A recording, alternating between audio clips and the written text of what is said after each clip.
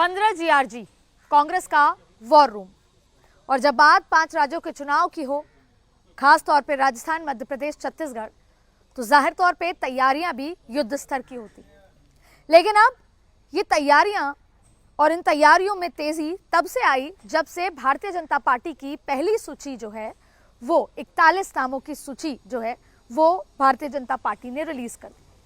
अब ये इतनी महत्वपूर्ण इसलिए है, वो समझना जरूरी है, भाजपा से ज्यादा कांग्रेस के लिए ये सूची महत्वपूर्ण है, क्योंकि इन 41 नामों की सूची में 31 सीटों पर अभी वर्तमान में कांग्रेस काबिज है, 9 पर निर्दलीय और केवल 1 सीट है जो भारतीय जनता पार्टी की झोली में है।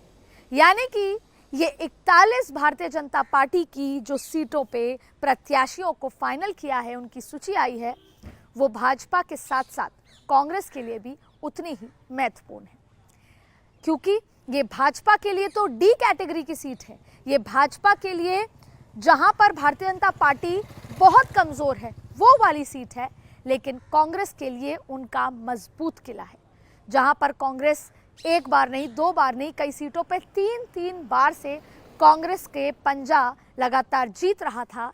इसलिए जैसे ये सूची बाहर आई, 15 जीआरजी से लेकर 10 जनपद से लेकर केसी वेणुगोपाल के घर पर बैठकों का दौर शुरू हुआ। आपको बता दें कि कल रात को अशोक गहलोत ने केसी वेणुगोपाल के घर पर बैठक करी, रणनीति पर तैयारी करी। उसके बाद सुबह सोनिया गांधी से मुलाकात करी और साथ में गौरव गोगोई, जो कि स्क्रीनिंग कमेटी के चेहरे हैं, चेयरमैन हैं, उन्होंने अपने सचिवों को बुलाया। दरअसल उनकी प्रेस कॉन्फ्रेंस भी थी, तमाम वो बैठकों में व्यस्त थे, लेकिन कल इस सूची आने के बाद उन्होंने अपने सचिवों को, प्रभारियों को, सहप्रभारियों को बुलाकर इन 41 सीटों का फीडबैक लिया गया। और कांग्रेस, यानी कि इन 41 सीटों के बाद कांग्रेस की हलचल का हवाला आपको दे रहे हैं कि किस तरीके से कांग्रेस अपनी रणनीति, अपने जो युद्ध स्तर की तैयारियों की तेजी और तमाम चीजों में कैसे परिवर्तन लेकर आई है। तो आपको बता दें कि ये बैठक यहां पर चल रही है, जहां पर पहले स्क्रीनिंग कमेटी ने तमाम डेटा लिए थे, तमाम सर्वे किए, लेकिन अभी फिलहाल इन 41 सीटों में, क्योंकि यहाँ पे कांग्रेस मजबूत है, इसकी आगे की रणनीति काट, क्योंकि भारतीय जनता पार्टी ने यहाँ पर 10 बागी खड़े किए।